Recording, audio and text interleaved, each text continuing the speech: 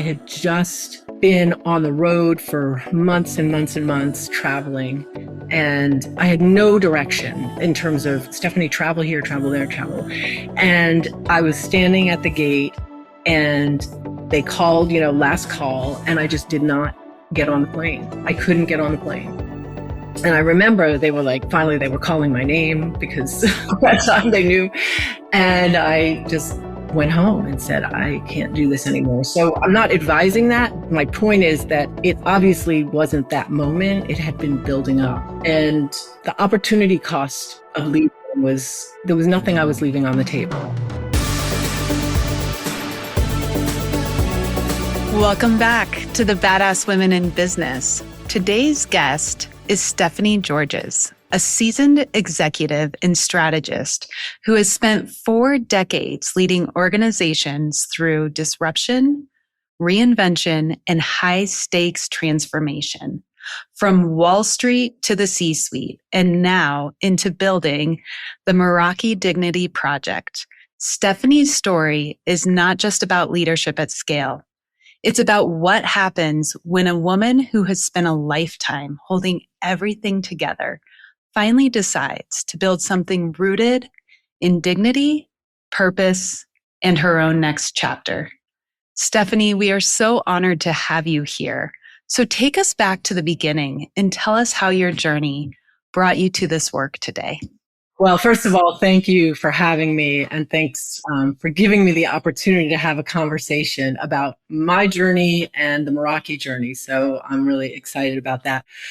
The best place to go back is kind of at the middle of my corporate career. I mean, there's a longer journey that I can tell the story about, but in the middle of my corporate career, after having spent years on Wall Street and years in the corporate C-suite, and everything seemed to be just going great. It's that moment where, you're getting the promotions, you're feeling like things are clicking, you have a team that you feel that is working well. And yet it was still just not feeling like I was able to do what I wanted to do in terms of changing the narrative for women. I felt that in my organization and frankly throughout my career, it just was such an uphill battle. And that's not meant to be whiny. It's more meant to be, why am I just climbing in the wrong gear? And as I started to tell that story to other women who seem to have it all, right? These strong positions, these leadership moments, they've kind of climbed the ladder. It felt as though I wasn't alone in that experience. So that was a moment where I sort of stood back and said, there's something here that I felt compelled or driven to explore. I really love that because I feel that when women even cross the age of 40, come at a crossroad. They're often a parent or someone who is finally into that leadership role that they've been hoping to achieve for a while. And also, I cannot tell you the amount of memes that Christy and I have sent each other that women tend to become millionaires in their 40s and also start their companies in their 40s. So it's really that period where people start to transition into their prime. I'll call it like it is. Do you think that has changed over the generations that we've had, let's say the past 30 years? Has that always been a moment of transition, or has it become more recent with the empowerment of women, the fact that women now have more access to a lot of things versus what was the case in the 50s and 60s? Aggie, that's a really good question. And my belief is that it's always been there. And I could go back to my mom, which she was sort of the inspiration of Meraki. She was the one, she was, born in Greece. She came here without speaking the language and kind of bootstrapped her way up to, a career as a cancer researcher at Sloan Kettering in New York.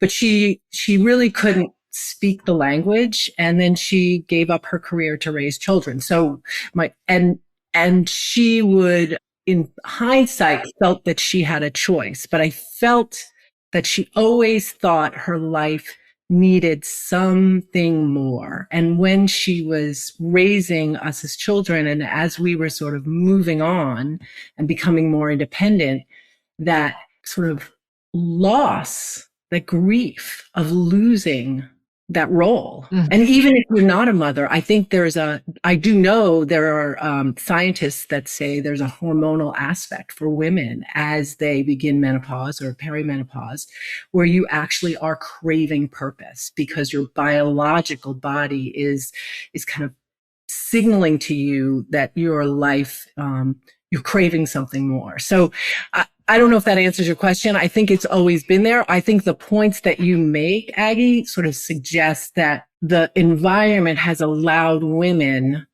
the agency to act on it. Yeah.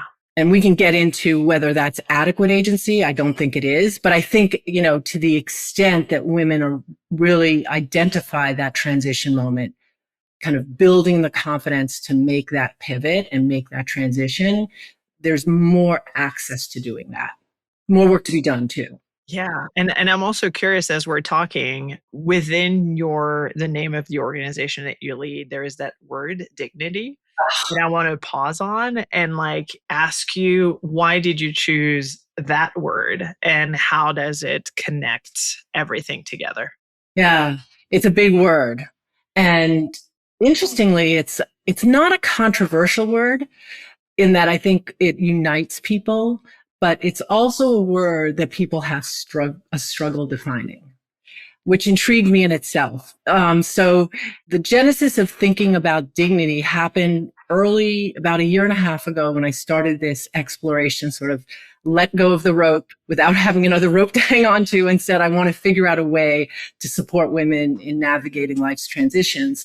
And we sort of stumbled on this, my team and I stumbled on, which is one other person, by the way, sort of stumbled on this leader who was talking about dignity. And I tucked it away. But what was really happening was I was realizing that the word equity had become co-opted. And so this was even before the demise or the kind of tension around DE&I, but the word equity had been co-opted as a zero-sum game. Women win at men's expense, So it's just this, marginalized communities are gaining at the expense of others. And what I loved about stumbling and discovering dignity is it is inherent in all of us. And so nobody wins or loses, and it's incontrovertible. So that just felt perfect for me, because it felt like, can we change the narrative? Can we reframe the success of women, the agency of women around dignity as opposed to equity? Yeah, exactly. Yeah. One more thing, just sorry to interrupt. One more thing, which we can touch on later, but dignity also really related to, dignity is now, in terms of our organization and what we're doing, is being personified in creating a dignified space. Many of the media platforms, the social platforms, many of the places where women and others go to for support have become also co-opted as places where your data is being sold or your information is being, you're a part of an algorithm and being served up things that are not necessarily what you want, but you're convinced to believe that you need them. And so we really felt that the way dignity was going to show up at Meraki was in the platform as a dignified space that allowed us to recreate, and this is a bold move, but, redefine what a social and support platform can look like. Interesting. I want to go back to you a little bit. And you had said in your mid 50s, you navigated a lot of life changes, a divorce, motherhood, caregiving, some grief peppered in there as well. Mm-hmm. What is it about that season of your life that changed the way you looked at your life and purpose? Yeah, that is a really hard question.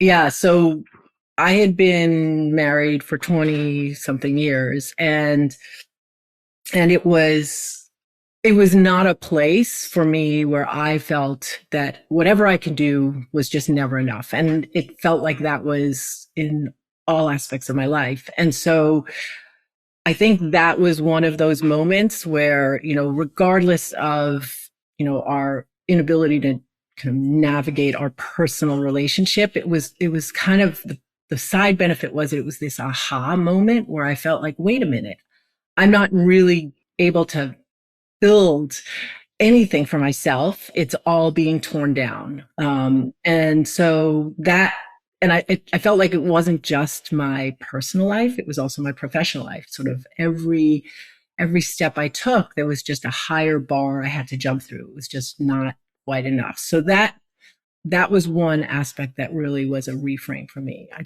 was like, why is it that I am, and why is it that I'm in this position, and what am I doing? What am I doing to create the conditions for that? So rather than blame, it's like really sort of examining what am I doing and how can I change that? At the same time, I lost a sibling to a long illness. And that sort of was again reverberating life is short.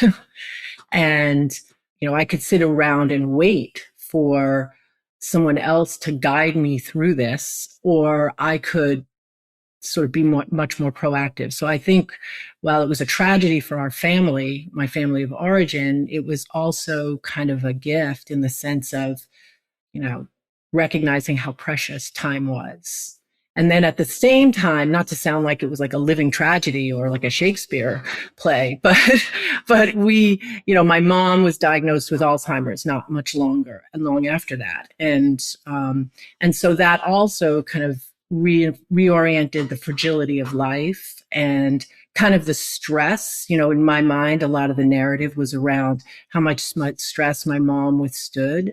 And so all of that really combined for me to say, I need to take the steps that, I need to take control of my own narrative. I need to find the clarity. I need to get the resources I need. Nobody's going to wait for me. And I could feel sorry for myself and be apologetic, or I can change the way I'm doing things. And I don't want to suggest that happened in a minute, but it was just these kind of periodic reminders that I can't be a victim. I need to take control. Yeah, that sense of agency for yourself is so important. And life gives us those little glimpses to just say, are you ready? Are you ready? Are you ready to do what you need to do? And that's exactly what you just shared. So thank you for sharing that. Thanks for listening. And I do love that word agency, because I think agency is it's not something that is granted to you. You have to, sort of my point. I think what women start to realize is we have to create the conditions for that agency. And that's, and there's not a lot of roadmaps for it, and the systems are hard and they're not designed for us. But I think one of the things that confluence of events for me did was said, you don't have time to whine about it. Like, just find a path through and hopefully make it better for the next generation. It's kind of the definition of necessity becomes the mother of invention. And I can't help but think about the fact that Christy and I have been having so many conversations in this studio about the sandwich generation, about caregiving, about not agency, well, agency as well, but also the urgency that you have to problem solve when something like that happens to you, because it's not something you can plan for. We are at that age that our parents are aging, people are getting all kinds of ailments and our diagnosis that they weren't prepared for, and it's literally surrounding us. But it was already difficult for women of all ages, I think, to be valued by the business world. And I'm curious, from your perspective, now that all of this is on the table, what do you think women over 50 know today that the business world still doesn't fully value?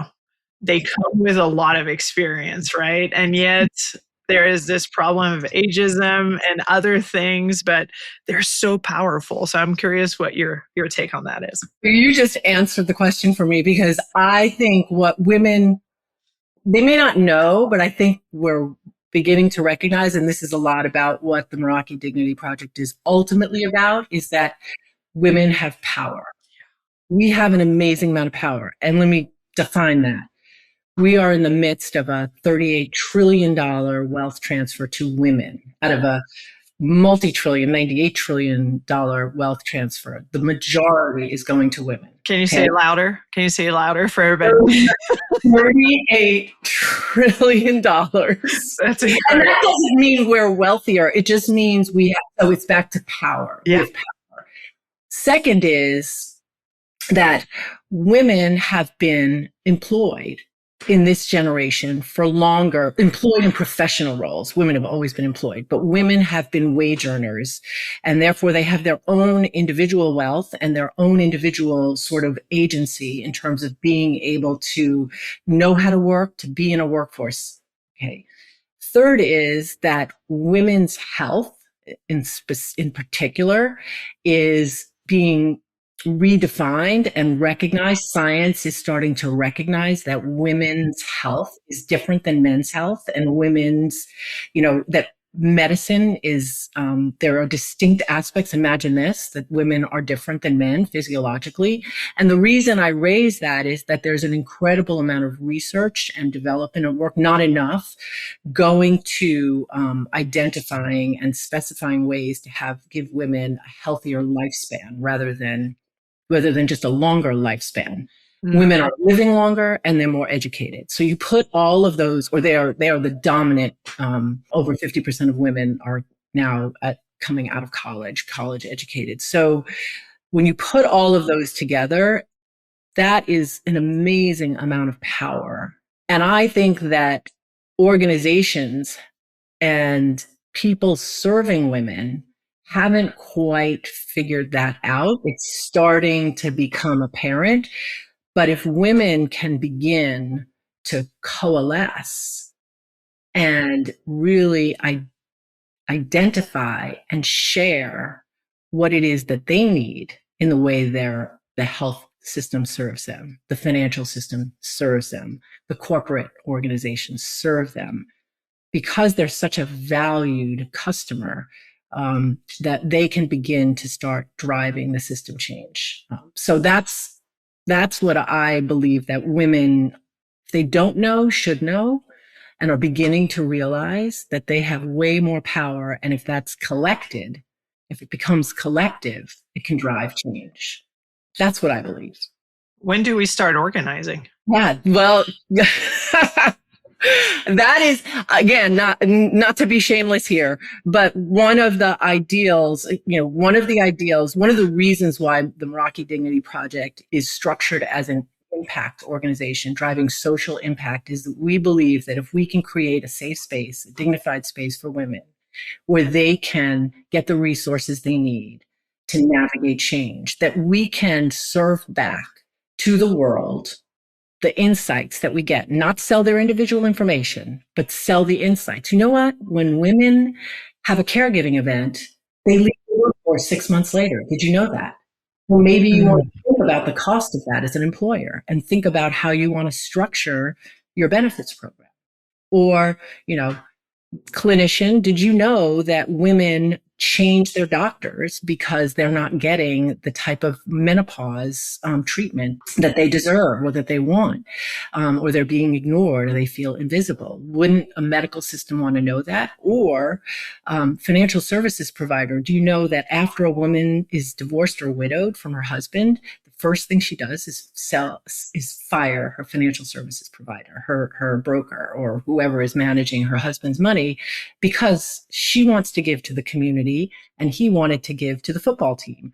And I know I'm talking in generalities, but these are statistically or these are themes that keep coming up over and over again. So I think that there's a huge opportunity for women to take the opportunity to aggregate women and not not be a fragmented group.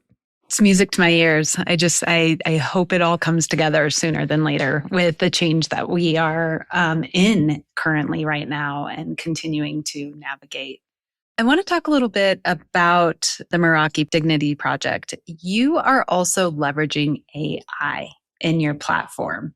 I'd love to understand a little bit more about how you're leveraging that and how it's hopefully creating more of a personalized experience than just the noise and buzz of it's AI. Yeah, well, one of the things that we learned about AI is that despite its being improved daily and improved in terms of its knowledge base is biased. There's no question. I mean, it's being designed by men. And so the insights and the words and I was reading a piece today about how menopause has been eliminated as a bad word in some of the chat, in some of the large language models. So these large language models and not, they will change and they will improve. But I think that one of the reasons we felt that AI, there was an opportunity to integrate AI into what we were doing is to actually train a language model to be women informed. So we felt that at the core of what we do at the Meraki Dignity Project and on our Meraki platform, we have a knowledge and information layer that only AI could help us create. But that is, if you think about it, it's kind of culled and curated to be geared towards women's language, women's evidence-based research, women's medical treatment. So when you hit what are the symptoms of a heart attack and you're a woman, it doesn't come up as male symptoms. It comes up as women's symptoms. When you think about, how do I navigate something in the workplace, a conflict in the workplace, it doesn't come up with recommendations that are geared towards the way men approach the workplace. It comes up with recommendations to the way women are geared to operate in the workplace. And so not to say that we're going to be the only ones doing that or that we are the only ones doing that. We felt, though, that for what we were doing, we wanted to build a knowledge layer that changed the narrative around AI. The other reason we integrated AI into our platform and into our space is we felt that it allowed us to scale more quickly and to create a much more personalized experience. So right now, if you come onto mymeraki.ai, if you come onto our platform and sign in, you will answer a few questions. It takes about 30 seconds. And Sophie, who is a guide, not your friend, not your companion, but your guide, she will serve up resources and content and community that's based on what you are starting to identify as your needs. So it's really it was a way for us to begin to think about precision for women as opposed to generalized resources. So those were the main reasons. It was personalization and more broadly, debiasing, contributing to the effort to debias AI. Did you choose the name Sophie on purpose for its meaning and its Greek origins? Yes. So what's interesting is a lot of people think it is Sophie because of Sophia, which is wisdom, but it's actually Sophrosine, which is why Sophie has a Y. Sophrosine is a Greek word that is this combination of humility and knowledge. And it is kind of the opposite of perhaps what we're seeing in our political landscape, which is kind of more of a servant leader type approach. So it also happens to be, confused with wisdom, which is not a bad thing, but more than just being this, knowledge base, she has, she's designed to have humility, to keep what you want private, to kind of know her limitations in ways that sometimes AI doesn't. I guess at least you didn't pick it for Sophie's choice. That's a good one. Uh, Are you a Gen Xer? Are you agonizing? Are you? that may apply. Hopefully not. Oh, that's Well, I mean, good. sometimes, right? That dilemma that we encounter as women and men. And I was chuckling earlier when you said that menopause was being taken out of some search models because they were designed by men. Like, to me, men pause. Like, we're basically pausing, pausing men. It's not a friendly word to them. No, exactly. I agree. So I know you have Greek roots. Was it a conscientious choice to bathe your organization within that Greek etymology and with the strong meaning behind the Greek language? I guess I just have a real soft spot for my mom, and she really did inspire a lot for all three of us. There were three of us, and so I think it was a nod to my mom and her heritage. Meraki does go back to as I was describing earlier, my mom's journey a little bit. The one thing that I remember most was she loved to paint. And, perhaps because she didn't have the language skills that she really wanted, she felt that she could find her place of joy when she was painting. And I just have these images of her in like the basement of our little place in Brooklyn, New York, like painting away. And so that, when I was thinking about what is it that I want in my life, I want to be that woman painting in the basement, just sort of like being in a place of joy. And that word in Greek is Meraki. And so that's what started. And once we got Meraki and decided that that was the essence of what we were aspiring to create for each other and for women, then all the Greek words came out. It was my first language, so it was kind of somewhere in the back of my mind. So beautiful. I'm curious, what are the typical blind spots that women often have when they're standing on that edge of major reinvention?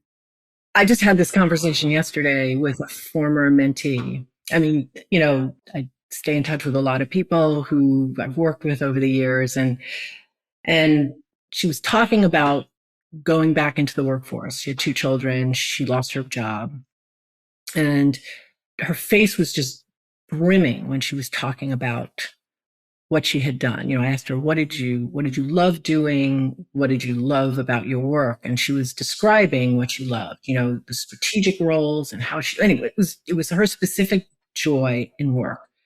And she talked about her children and she talked about going to the soccer games, but her face just lit up when she talked about how she was able to make things better in the organization for people around her. And then, we're talking and she paused and she said, Stephanie, should I go back? Like, a lot of my friends don't go back to work. Should I go back? And I thought, well, you can't not. You love, like, why would you deny yourself just because the system is hard or because, it may be that there are barriers for women to advance in organizations. So that, I guess my answer to your question is, I think there's just this self-doubt that creeps in for women and myself. I don't think I can do that. Or, at these moments of transition, you sort of disassociate what you can do and what you've actually done and from what you believe you can do. And I think that disassociation just, is ripe because there are so many headwinds anyway. It's easy to just surrender. So I guess to me, it's giving up before you've lost your power. It is so interesting to me. And I guess it's a nature versus nurture or nurture versus nature kind of oxymoron, I guess, because you have women who are never scared to restart and reset and reinvent themselves over time. Now that you have access to so much information and social media, you see these women reinventing themselves at 60, 70, and sometimes 80. I think I saw yesterday a woman who was 84 just breakdancing, and she was incredibly nimble for her age and has developed this entire platform for herself on TikTok. It's like incredible for me to be like, all right, so it is possible to learn the technology. And then on the flip side, you have women who they reach a certain age, and sometimes it is in those mid 50s, and they're like, it's too late for me to restart. Yeah. What message do we want to send these women to tell them it's never too late? I think that is the message. I think it's an interesting contradiction, right? Because there are role models for women.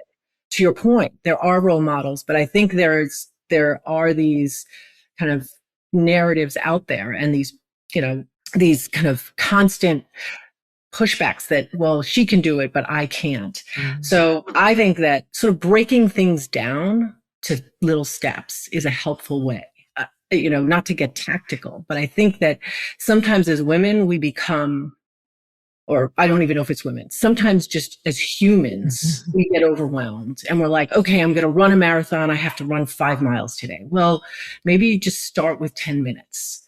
And then, in a week, it's 15 minutes, and then it's a mile, and then it's 2 miles, and then it's 10 miles. So there's this, I think one is not to sort of feel like I have to do it all. And again, this may be a human thing, but I think women, because they can do it all and they have done it all, there seems to be this headwind of, if I can't get it all done at once, I'm going to fail.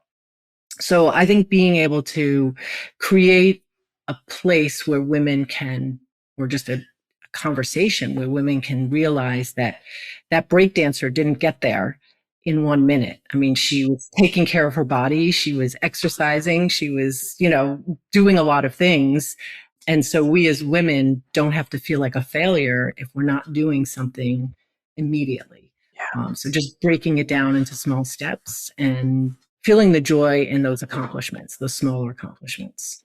I don't know if that answers the question, but no. But as you were talking, all I'm thinking is we're setting those impossible standards, and I see it with so it is a problem when we're in our adolescence, but it is also a problem for my 6-year-old daughter who apparently can't do something and understand that there is practice needed to be good at it. It's like we try one time, and if it doesn't work out, then we give up. And I'm questioning myself of like, at which point in time does that start? Because I don't think that we intentionally model this behavior of like, well, I'm trying something, it doesn't work out. I think parents have a tendency, or most parents would have a tendency to take it little steps at a time for a child. So that conditioning is coming from somewhere, where you have women who, and humans, as you said, who are immediately seeking that perfection and setting those standards that are impossible to achieve without giving yourself the time to achieve them. And then you have those who are like, I'll take it one step at a time and eventually I'll get there, like your marathon example.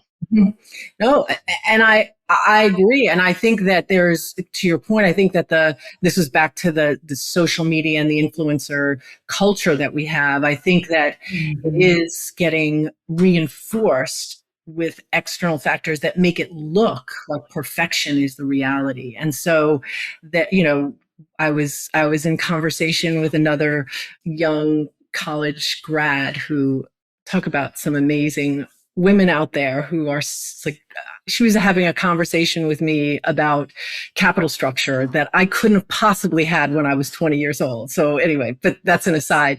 So women are they're really, the fact that they're getting educated and really are amazing learners is just so exciting. But she was talking about how in the art world, it's really about with with painters, the whole social media and influencer space has created this theatrical element to selling art. It's selling your art and selling your crafts. So people who are really kind of talented artists, if they're not creating some sort of theatrical event around their art, they just go unnoticed. And so it's just one small example about kind of the visualize, how people see what an artist is, but that's not reality. And so there's just this wall to climb that's all contrived, I think. That and so I don't know the answer to I don't, it's a really great question. When does it start?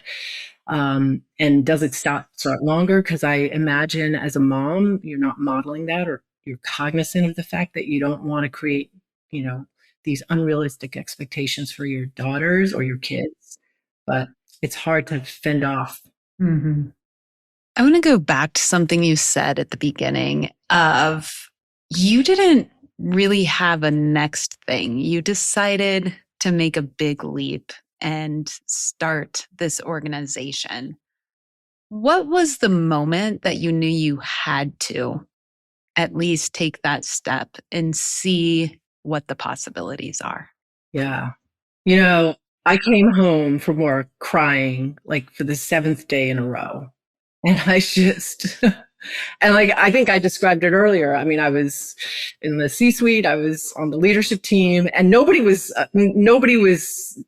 wasn't that I was being treated poorly in an obvious way, but it was just so marginalized and felt so minimized in my role and so minimized in the environment that I was in. And again, I was contributing to it as much as everyone else just because I kind of believed it. But it really was at that moment, I just said, I can't do this one more day.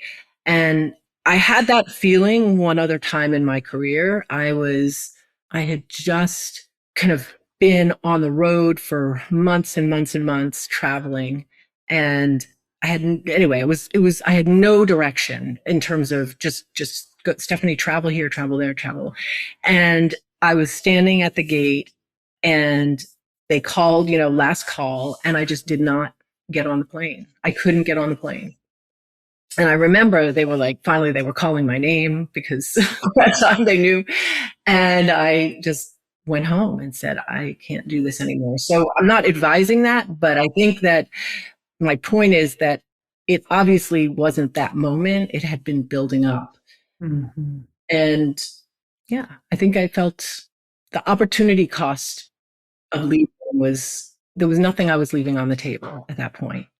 Mm-hmm. Even though I probably, if you sort of did a mathematical calculation, I absolutely was.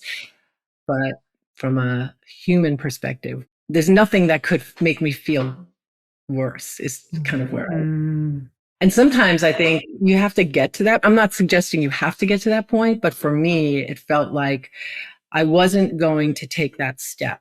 And I think that that's not an advisable place to be, but I felt like I don't think I would have taken that step if I didn't feel that I couldn't go one more day. How does it feel and I'm going to say feel, to build a movement rather than just building a company? Completely invigorating and motivating. I don't think that I could build a company. It just doesn't feel important enough right now for me.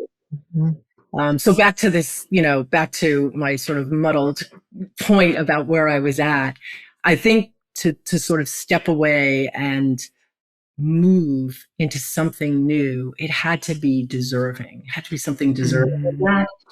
And I think discovering that, I'm happy to help as many women as I can, but I think contributing to changing the systems to help women felt like audacious enough that it was deserving of the time and effort. And if I fail, I won't fail, but if it just it feels so exciting and exhilarating. And it also, I have to say, it excites others. I think people want to be part of a movement, and that makes me want to do it even more. And with that, what is your overall arching vision with the Meraki Dignity Project? What do you dream it to be? Well, our mission is to change the world one woman at a time. Mm. And that's what we want to do. Change the world, change the way women can operate in the world so that they're not sitting there coming home from work crying and feeling like, a woman like me who had as much agency as anyone, couldn't really get to be able to make the shift that she wanted in the way that she wanted. It had to come to that. That's not the world we want to live in. That's not the world I want for my children, even my boys. I don't want them to have a family and to have their partners and their children, struggle that way. So I know that's a really audacious goal, but I think anything less would be selling women short. Mm. Really. When you succeed, I love it. Thank you. What do you think will be the outcome of that? Like, why is this so important? Because, it's really, that's a really good question. I think one of the things I learned when I started to immerse myself in social impact work, because I had been in the corporate world, and that, social impact is sort of a side gig for for companies. It's like, oh, we'll have our little CSR organization and we'll have a woman run it. But what I came to appreciate is that what's different is that these problems are intractable. They're intractable.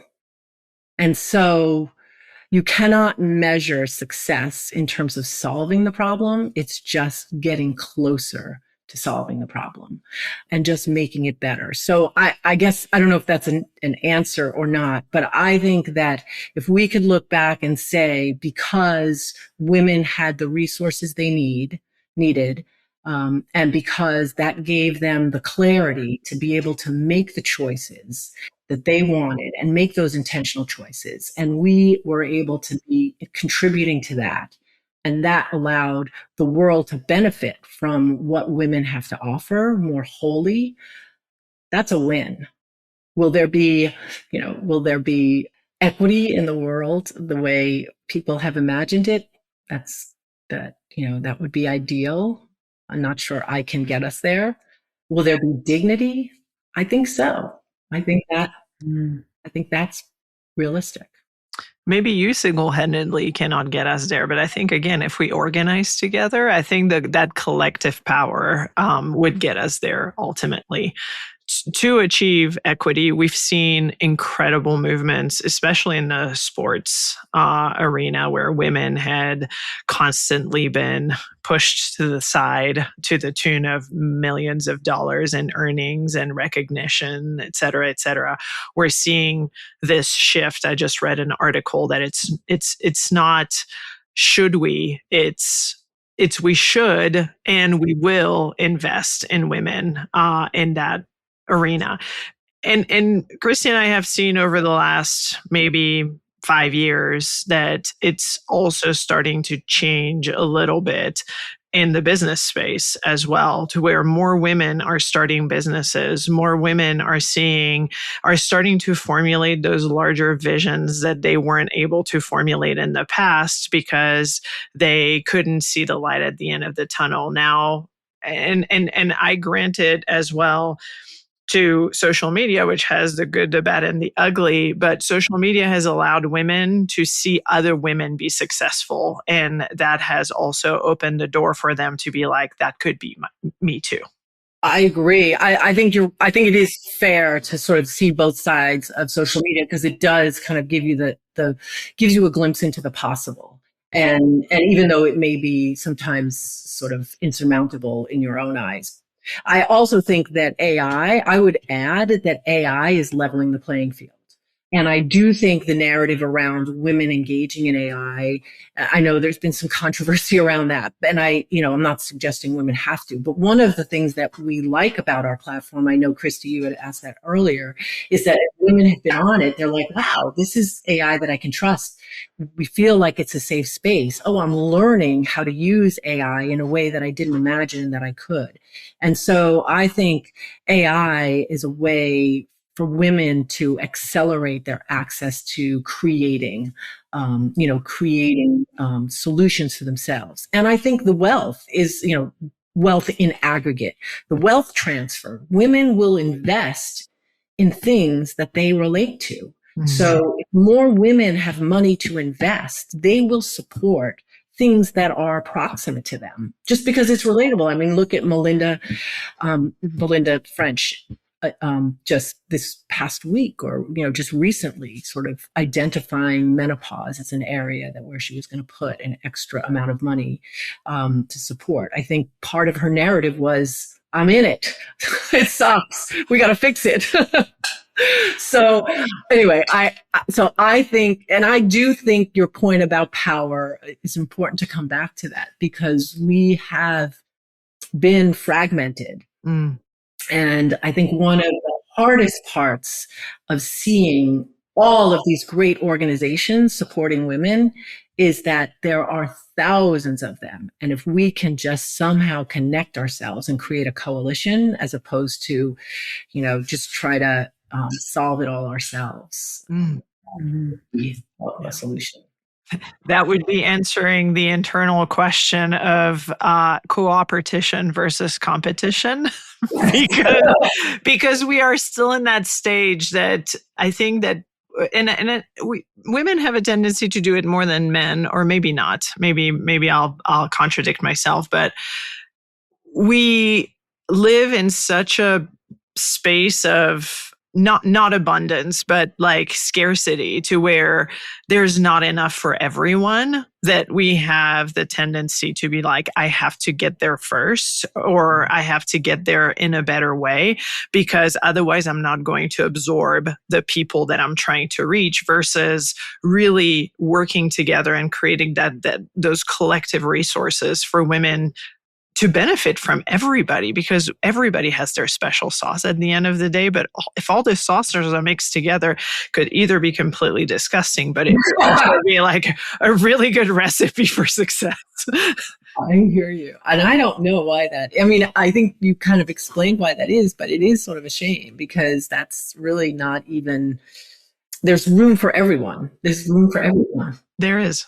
Stephanie, I know we're coming towards the end right now, but what would be your advice to women who have spent decades being dependable, highly capable, the ones that are really holding it all together? What advice would you give them to start reclaiming that agency and that dignity? What's the first step that they can take? I know this is going to sound really trite, but it's like, believe in yourself, like rethink what risk is. I think there's this, I worked on Wall Street. So risk, I learned early in my career that risk is not bad. Risk is opportunity. And so I think that if you could reframe risk, and I'm not saying go and, buy Bitcoin, I just like reframe risk for yourself. And frame it in the context of opportunity cost, which is basically, it's not just that I'm unclear about what I want to do. It's that I'm actually, what I'm doing is not benefiting me. So kind of reframe what you're doing. I don't know if that was a clear answer, but for me, it's think about what you can do in the context of risk is also not doing something. There's a risk of not doing something. And then take a small step. We talked about this, but I think take one small step and celebrate. Celebrate. That is so key. The celebration, and then also the opportunity cost. Like that is something to really dig into. Like, if not now, then when? Yeah.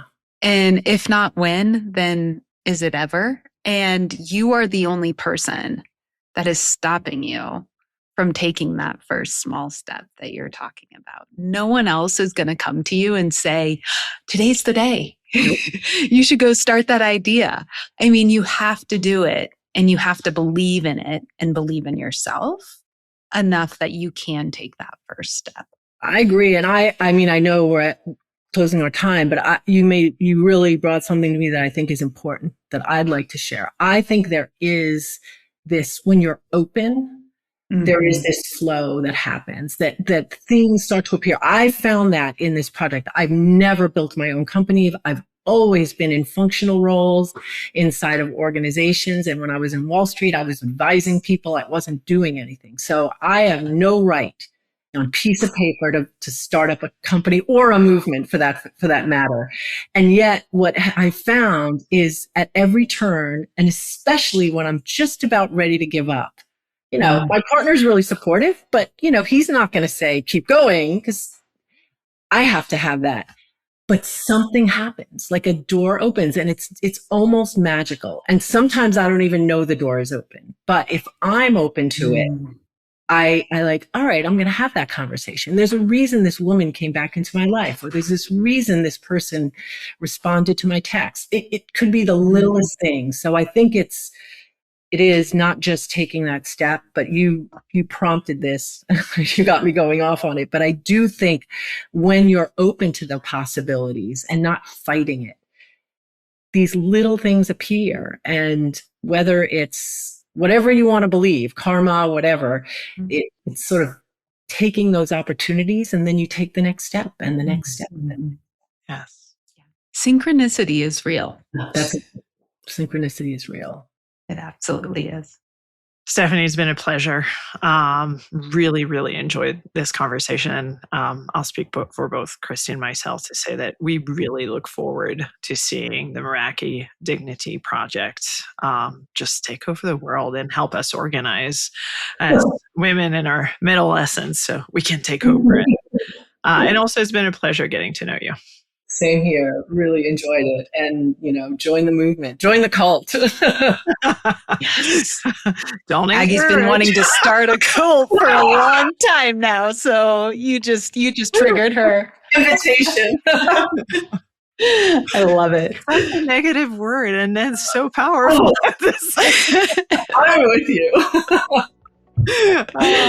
Anyways, ladies, it's been a pleasure. Best of luck. And to all of you, not all of us, because we're here, but you're there listening to us. Stay badass, and we'll see you next week for another episode of Badass Women in Business. Thank you so much for listening. We hope you enjoyed this episode as much as we did recording it. If you like our show, please rate us, drop us a review on your favorite streaming app, and we'll catch you on the next episode. This was the Badass Women in Business podcast by Christy and Aggie.